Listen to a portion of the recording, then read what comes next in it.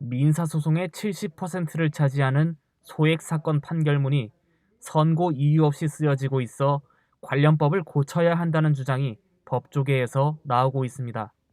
경실련은 오늘 서울 경실련 강당에서 기자회견을 열고 소액 사건 심판법 개정과 법관 증원을 촉구했습니다. 현행 소액 사건 심판법은 소송 목적이 3천만 원 이하인 경우 판결문에 선고 이유를 쓰지 않아도 된다고 규정합니다.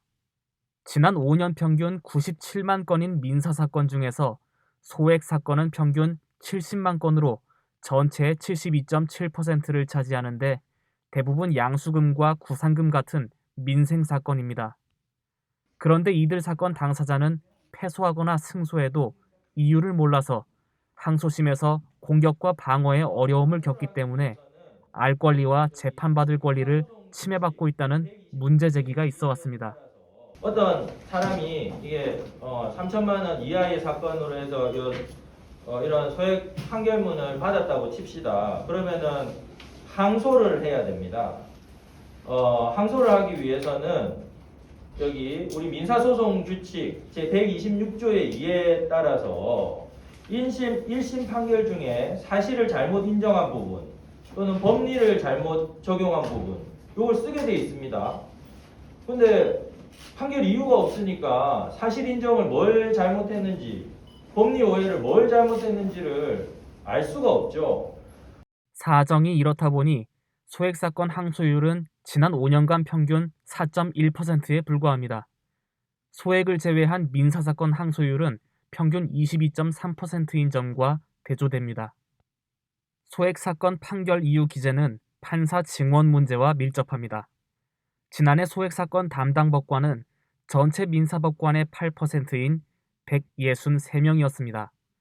이들이 맡은 소액사건은 1인당 4,023건입니다. 하루 8시간 기준으로 사건당 31분이 주어졌습니다. 이 때문에 소액사건 심판법 개정과 함께 판사 증언이 병행돼야 문제를 해결할 수 있다는 조언이 나옵니다. 저희가 판사 정원을 늘리자고 하는 것이 판사들의 편의를 위해서 늘리자고 하는 게 아닙니다. 사람한테 불가능한 일을 가능하게 하라고 하는 것은 우리도 너무하는 일이지 않겠습니까? 근데 판결 이유 기재는 당연히 해야 되고 판결 이유 기재 하라고 했더니 판사의 수는 너무 적습니다.